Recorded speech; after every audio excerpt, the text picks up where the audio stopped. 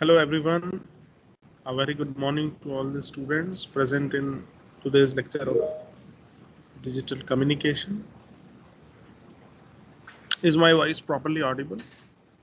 Yes, sir. Thank you for the response, Nachiket.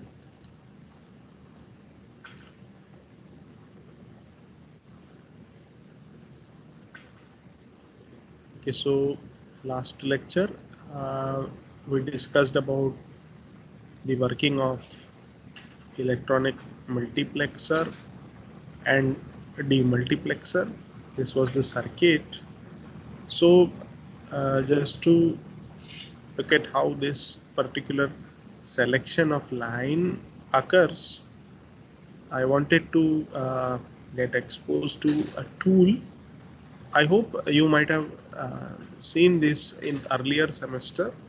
It is by the name Logisim. Have you ever worked on Logisim? Yes, sir. So just to take you to the tool of Logisim, and it is good you are already exposed to that tool. I hope the screen is visible. Yes, sir. Okay, so here what I have done is I have brought into our console two T flip-flops and provided with the clock. I have connected to red color LEDs so that you can clearly see the output which is produced as the clock will go on. So this is a very simple connection. There is nothing new. These are two LEDs. So you can assign the clock frequency by going into first enabling the simulation Control plus E and then operating the circuit at a clock defined by this frequency. So if we select 0.5 Hertz, so the clock will run with this much frequency. Okay, and once we do that, we need to either press Control plus K or just click this ticks enabled. Okay, so when I click this, you can see now it is 0 0. This A and B outputs 1 1 0 1 1 0. Again it will go to the same cycle 0 0 1 1 like this. So we can increase the frequency also like this 0 0 1 1 1 0, sorry 0 1 and then this 1 0. So it will run forever, and these inputs which are actually equivalent to our let me take you again, yeah, here.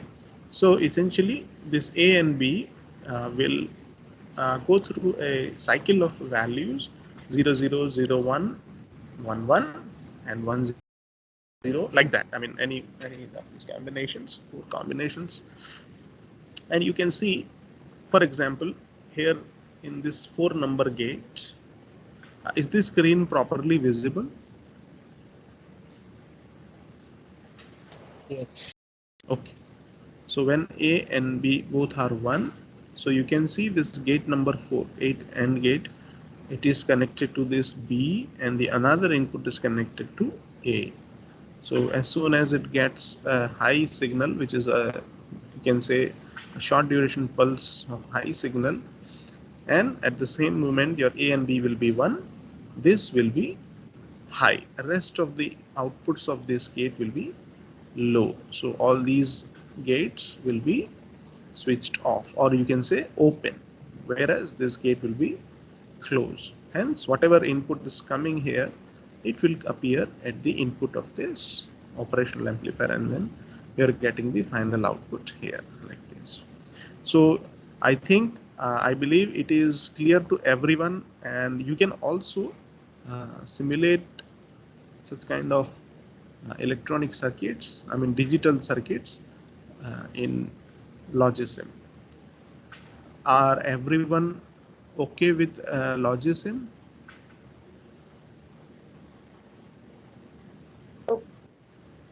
Hanji? Yes, sir. Okay. Okay. So let us go next to it.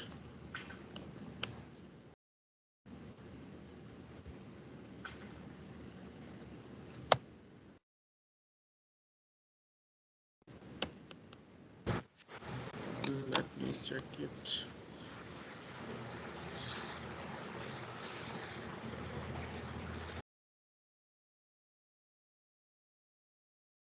Somehow full screen has got some problem. This was the demultiplexer, and so the main problem which is encountered in your demultiplexing is the requirement of synchronization. Can somebody say why do we require synchronization?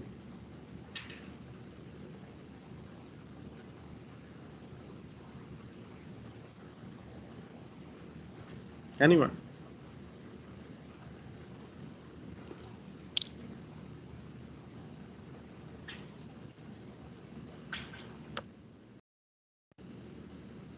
Anyone would like to give a try? Why synchronization is required in such multiplexing?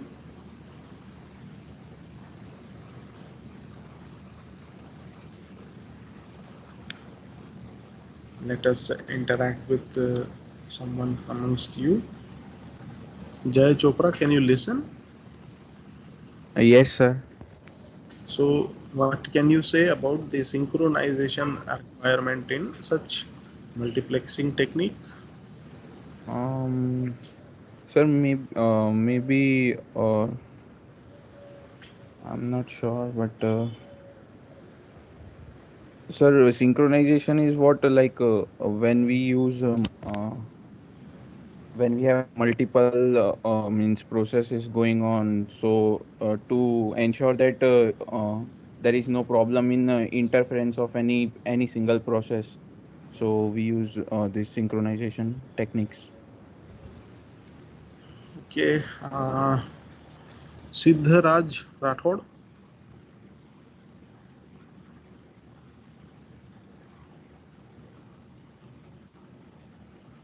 Kush Patel,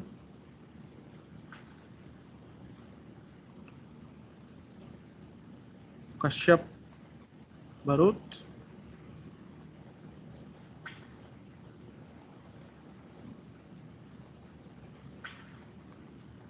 Ritesh Patel. I hope you all are able to listen to my voice.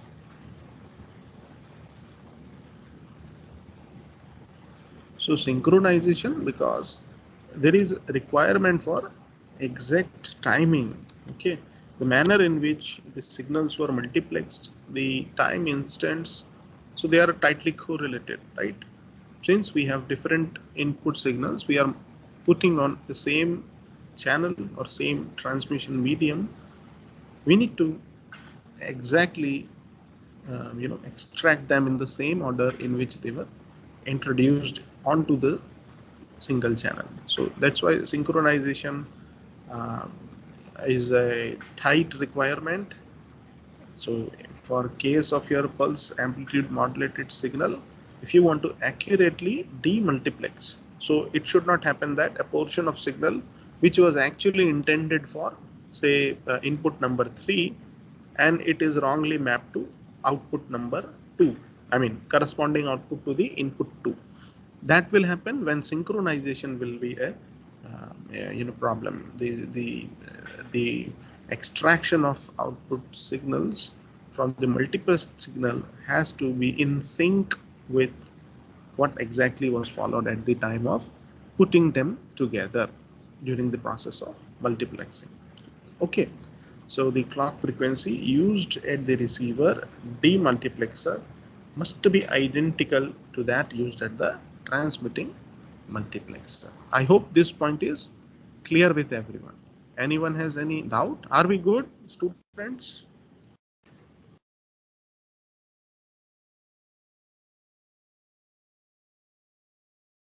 Yes, someone can say.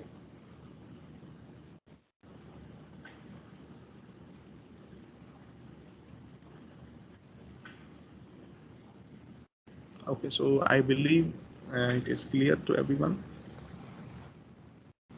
So, and also additionally, the sequence of the demultiplexer must be identical to that of the multiplexer, so that when channel 1 is being sampled at the transmitter, channel 1 is turned on in the receiver demultiplexer at the same time. So that is what synchronization we are referring to. So this synchronization is generally introduced in our system by using dedicated special synchronizing pulse, and that pulse form of the signal, it is made an inherent part of a frame is collection of many bits. So one of the parts of that frame is made responsible for synchronizing pulse information. So I hope we are all through with the concept of electronic multiplexer. You can simulate also and just watch how this thing works. Okay. Next is your duplexing. So it is the method of two-way communications. We have, I think, discussed this earlier also in surface level. Half duplexing, full duplexing, we have discussed. So half duplexing, two stations communicating take turns transmitting and receiving. For example, many mobile and marine and etc. aircraft use half duplexing. So at different times, the transmitting and the receiving ends, they will wait for their turn to get access to the channel so that they can transmit over that channel. Full duplexing means that the two stations can send and receive simultaneously. Again, just to recollect, simultaneously contains a lot of hidden things, and it is generally what we are communication what we are experiencing over our mobile phones and etc. So can someone say what is a true full duplex technique?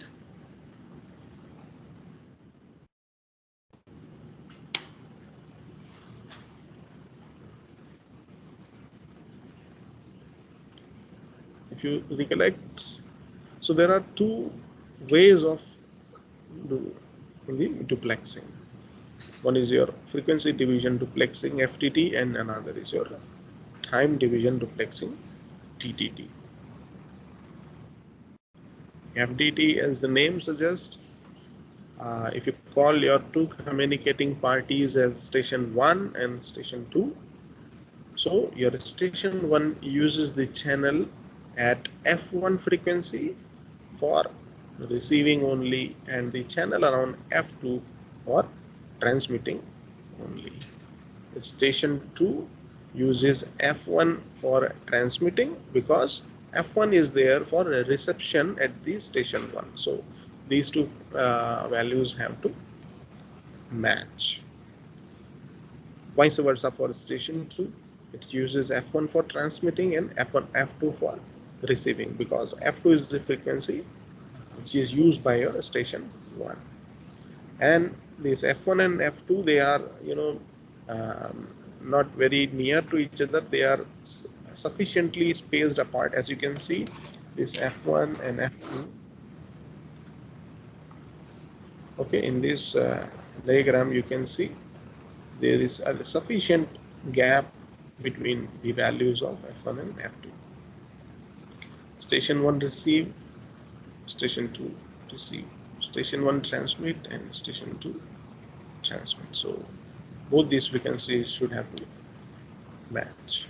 So there is no interference by keeping gap, and we use dedicated filters to keep the signals separated. So filters which are band pass filters, one working at F1, another working at F2, and they ensure that you get that particular frequency domain signal accordingly.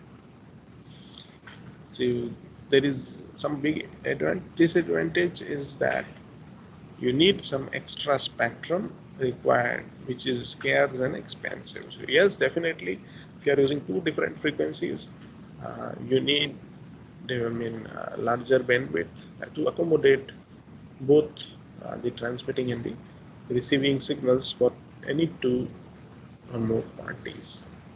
Okay, but in a true sense, this is the full duplexing. Are we good, students? Yes, sir. Okay, thank you for the response. Next is your time division duplex. So as the name suggests, the signals are transmitted simultaneously on a single channel by interleaving them in different time slots. So you can see this is T1, T2, T3, T4 time durations are there, and we have two parties, station 1 and station 2.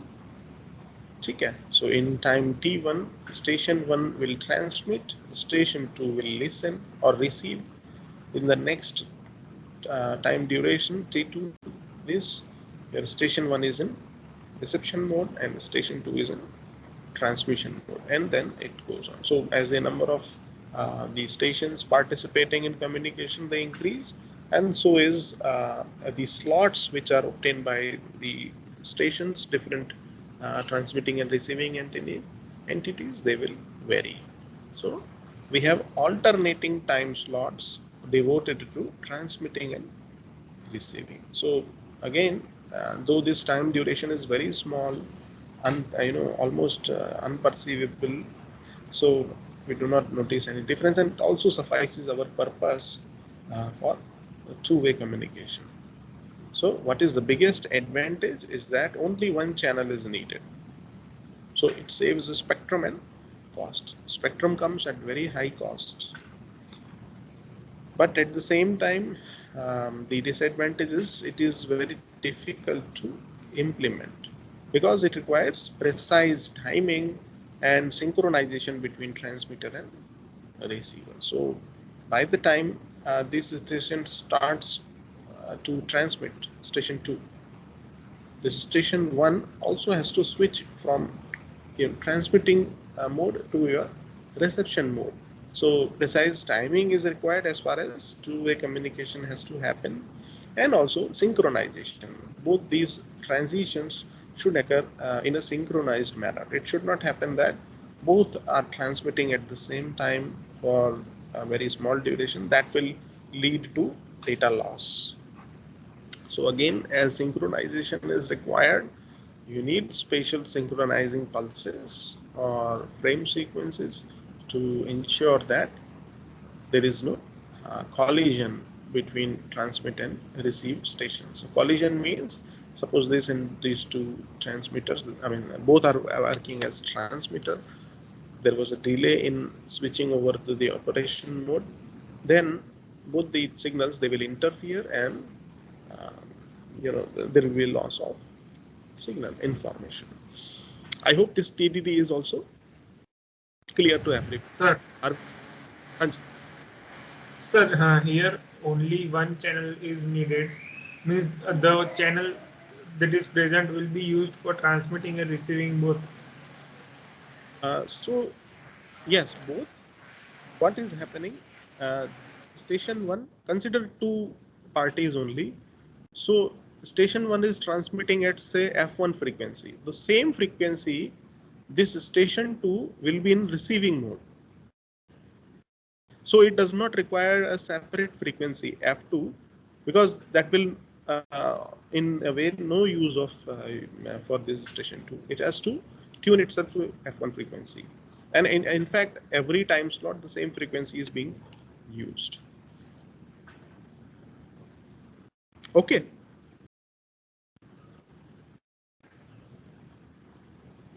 Yes, sir. So one second. Someone came in between my lecture.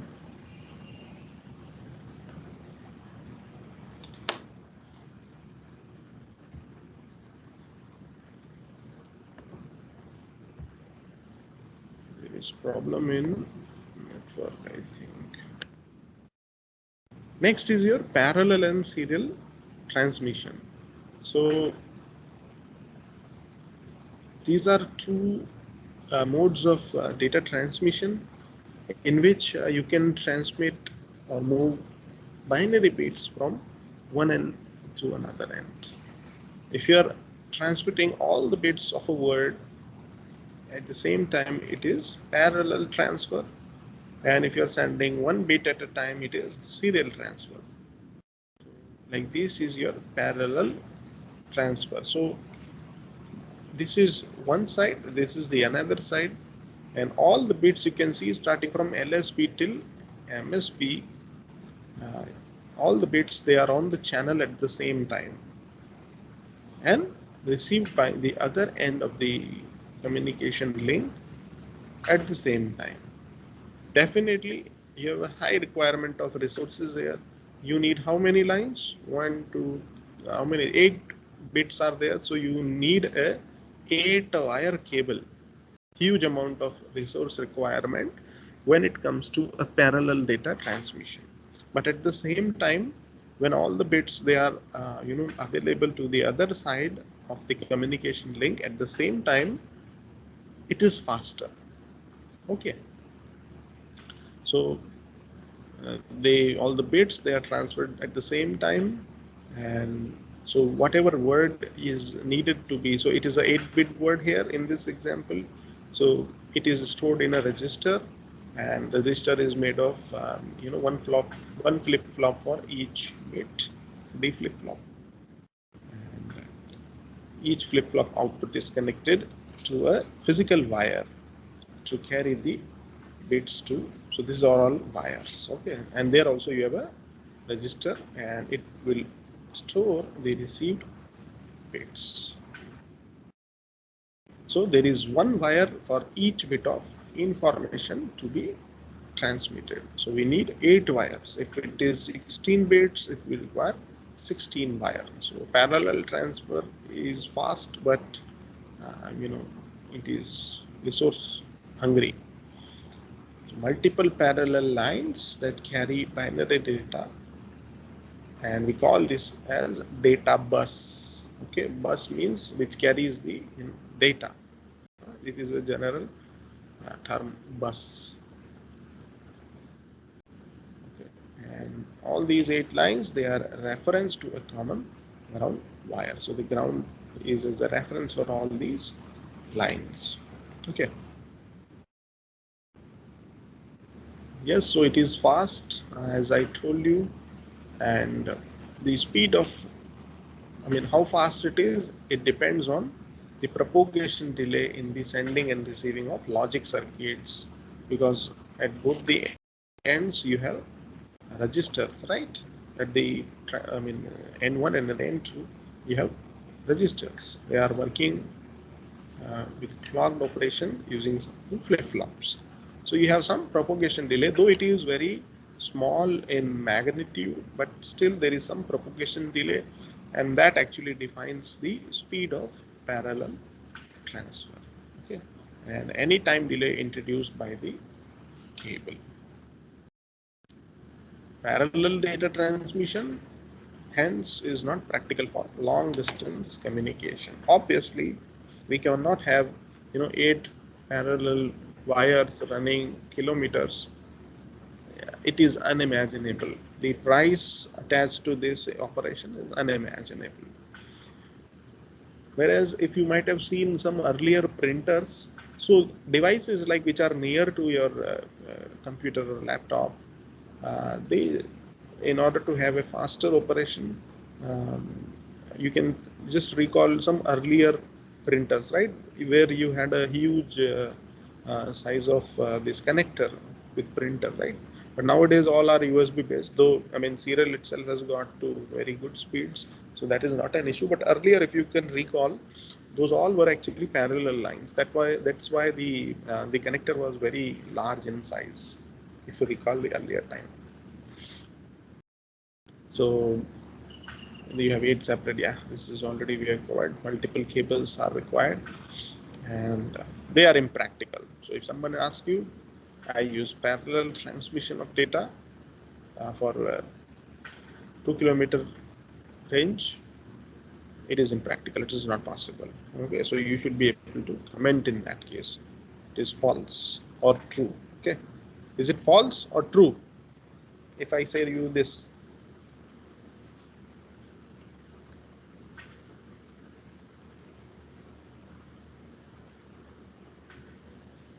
false. Okay, you cannot transmit 2 kilometers with parallel mode of transmission.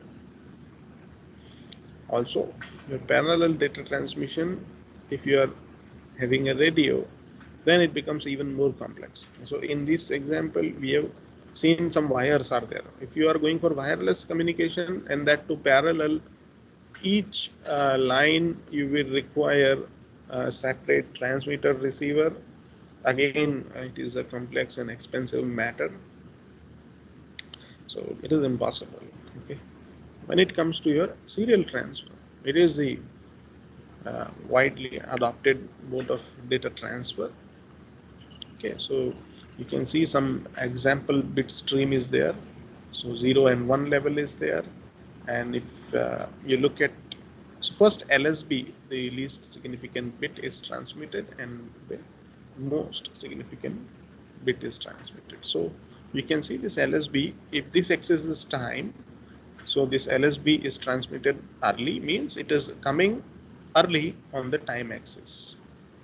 Okay, so 10, some example data stream is shown to you, and each bit of a word is transmitted one after another in serial. So you need only one transmission line or one communication link in that case.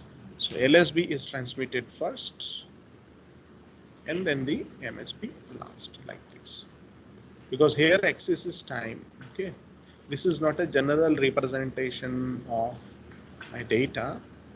If you look at, if you write the data, it will be what? 1 0 0, then 1 1 1, 0 1. This is LSB, so this will be transmitted first. Hence, it is appearing this side. I hope this simple understanding is there. Okay, and each bit is transmitted for a fixed interval of time t. Okay, that is defined by the bit duration for which it has to be present on the channel. And these are logic levels, binary logic levels, but they have their equivalent voltage levels. And we have discussed very in detail the line codes which are there. So I hope you all can recollect and connect with that. So here 0 1 means binary logic, but the equivalent electrical voltage, that will be as per the line coding which you have used. Okay. Are we good, students?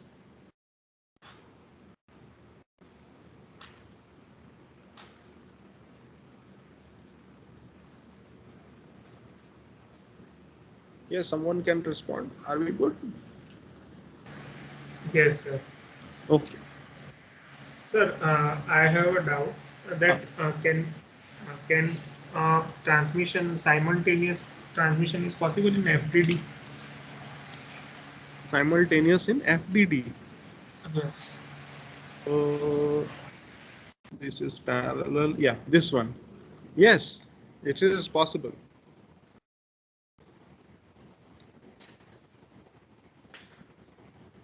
But here, what is the thing? Suppose you have two parties. One is party number 1. This is party number 2. Okay. So we are saying that station 1 uses channel around F1 for reception. Suppose this is F1 and F2. So this is for Rx, this is for Tx. For this party number 2, which is some physical device located some space apart, this F1, it will be in transmission mode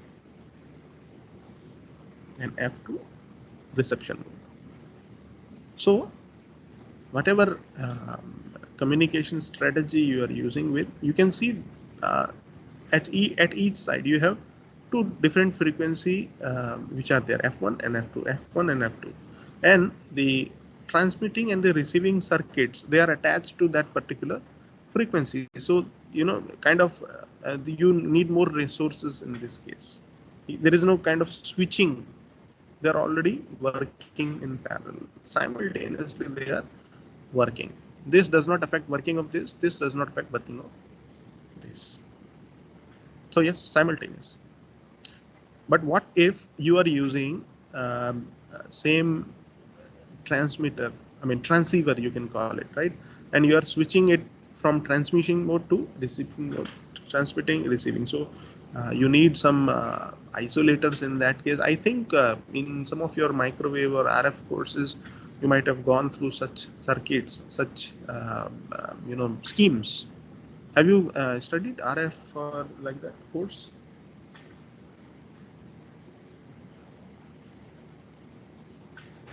Sir, RF course is there, but in this semester.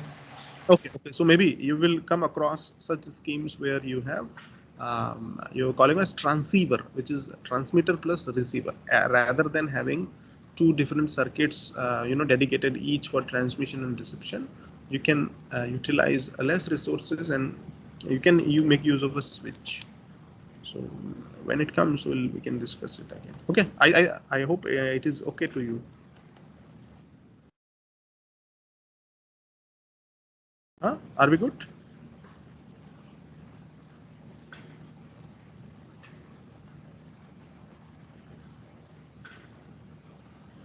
Okay, I believe it is okay. So serial to parallel conversion, vice versa, and we make use of shift registers. Okay, what is shift register? It is made up of number of flip-flops, and all those flip-flops are connected in cascade. So the flip-flops, they are capable of storing a multi-bit binary word, and it is loaded in parallel into the transmitting register. A clock pulse is applied to the flip-flops. The bits of the word are shifted from left to right, or we can say from one flip-flop to another flip-flop in a sequence. The right-hand flip-flop in the transmitting register ultimately stores each bit in sequence as it is shifted up. Here, uh, this is the transmitting register. This is the serial data or path or the communication link. So we have the data we need to transmit, and we need to put it a bit at a time. Okay, so we make use of shift registers. So this 0 comes on this line with first clock pulse. Then in the next second clock pulse, so this is shifted here. You can see this 1 has come here, and this 0, all the bits they are simultaneously shifted to the adjacent right side flip-flop. This is what shift register is, right? With the next clock pulse, this one comes to the transmission line, and all these are shifted rightwards like this. So you can see as the data is being transmitted, with each count of your clock pulse, uh, no matter what the earlier data was, but all the registers, the vacant at the left side, they are initialized with the value 0. Okay, so they are kind of reset. And by the time all the bits are transmitted and put over the transmission line, all the bits in the register, all the flip-flops state produces 0 output. So this is the after the 8th clock pulse. And at the receiving side, exact the same reverse process is done. A 0 is received, and when the next bit is received after the second clock pulse, this is shifted. Okay, so this will be shifted in the next clock pulse. So this 0 has come here, and this 1 has come here like this. And this, by the time all this becomes 0, here at the receiving side, the receiving register will have the entire data packet or the word which was actually intended for transmission. So I think this is pretty much clear, self-explanatory. Okay, any query?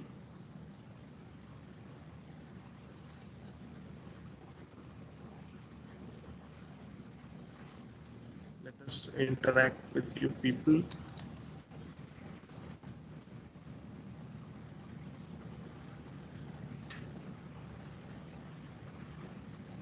Aman Narayan, can you listen? Yes, sir. Hello. So everything clear, Aman? Yes, yes, Concepts of duplexing, serial and parallel transmission. I hope you are enjoying digital communication. yes, sir. Okay, good. Then Dhaval Jain, Yes, sir. everything clear? Yes, sir. Okay. Let me take attendance also at this point.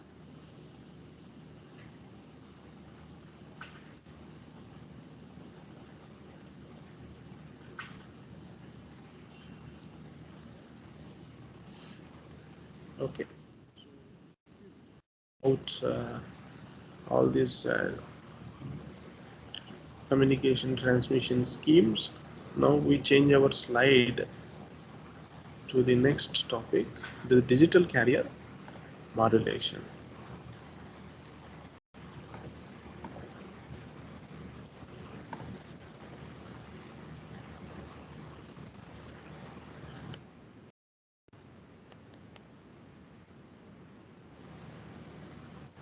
Just a moment.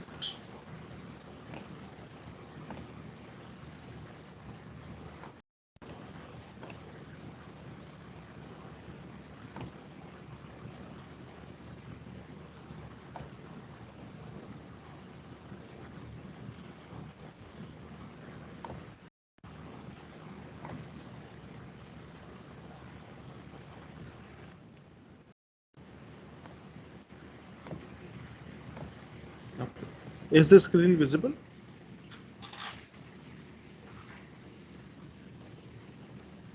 Yes. Okay. So we spend another 5 minutes to kickstart our topic of digital carrier modulation. Okay. So until so far we have seen scheme for baseband modulation, but now we will see usage of carrier for modulation purpose. So this is the pretty same explanation as how with your analog communication, be it amplitude or frequency modulation. So your digital modulation, it represents modification of same three basic properties: the amplitude, frequency, and the phase of a carrier signal according to the correspondent representation of the digital data. So the only difference, you have the data as in the digital format. So if you represent a carrier signal, okay, a single tone analog carrier signal. Single tone means it is having a fixed frequency, constant frequency, and if we represent like A sine omega t plus phi, A is your amplitude, omega is your frequency, and phi is your phase. So if you vary any of these parameters as per your input digital input data, you will have that form of modulation. So we can modify any one of these A, omega, and phi sigma, phi, to obtain the modulating signal, modulated signal with respect to your input signal. With a very simple explanation. So you can see digital modulation, we have amplitude, phase, and frequency modulation. So when you have amplitude modulation, in digital modulation you have digital data, we call it as amplitude shift keying, ASK. Similarly, PSK and FSK for phase shift keying and frequency shift keying. So we'll start to look into ASK, PSK, and FSK today and subsequent lectures. Okay, first we start with ASK. ASK name suggests amplitude shift keying. So this is your data, okay, which needs to be transmitted, and this is the amplitude shift keying version of the same data. It is the simplest, right? You have amplitude which is varying as per your data bits. So whenever you have 0, you're transmitting nothing, essentially nothing. Only when your 1 comes, you can see some presence of signal having a particular frequency. Again, when the bit 0 came, it is 0. Then 1. So it is you can say the modulated signal, it is keyed in between 0 and some constant frequency and then 0. So it is nothing but your amplitude shift key. How it is represented?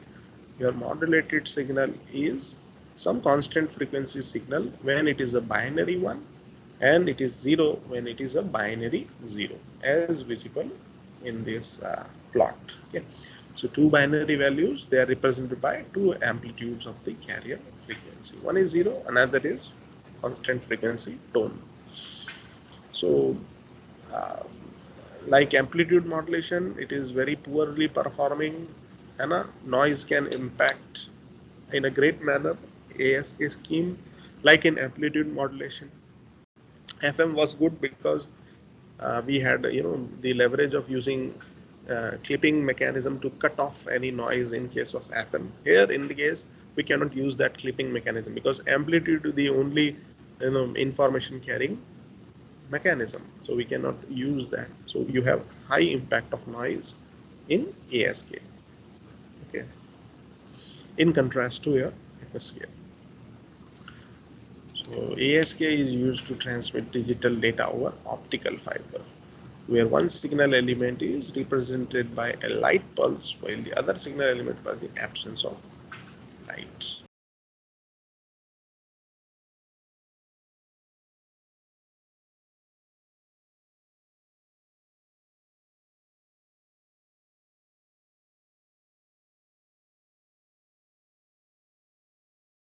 Stream D. Okay, there was some interruption in between. Am I audible?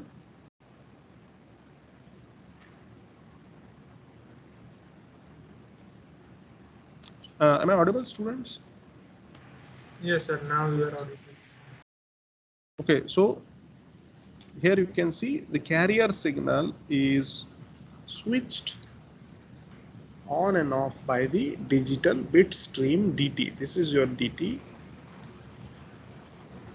Okay, this scheme is called as OOK, on off keying. Okay, this is your principle. So if you ask about ASK modulator and demodulator, you can see here the binary wave in unipolar format is your data. This is carrier wave, and you're using a balanced modulator or a product modulator to generate a OK. So if binary wave in unipolar format is 0, if you multiply with this, you get is 0.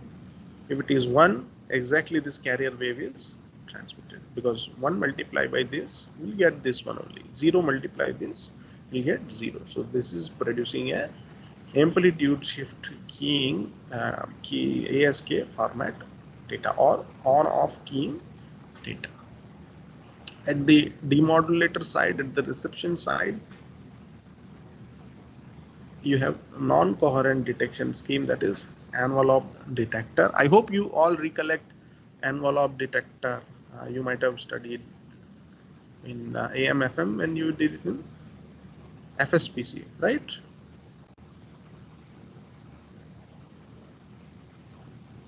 Yes, sir. So we are using simple a band pass filter here, and this band pass filter we use to remove the impact of noise and to allow particular range of frequency only to get a good signal back. And we are using envelope detector, and we sample at particular rate defined as TB. We compare it with some threshold value, and then we decide whether it is 1 or a 0. So this is very simple implementation of ASK modulator and demodulator. So I think with this we stop at this point of time. If you have any query, please ask, or else we are going to end this lecture.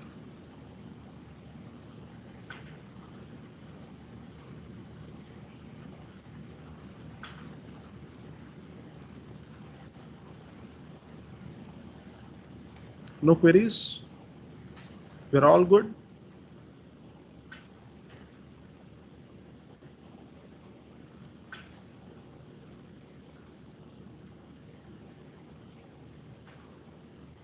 Aditya Bhatt, can you listen? Yes, sir, you are audible. Okay, if no queries, in that case, thank you everyone.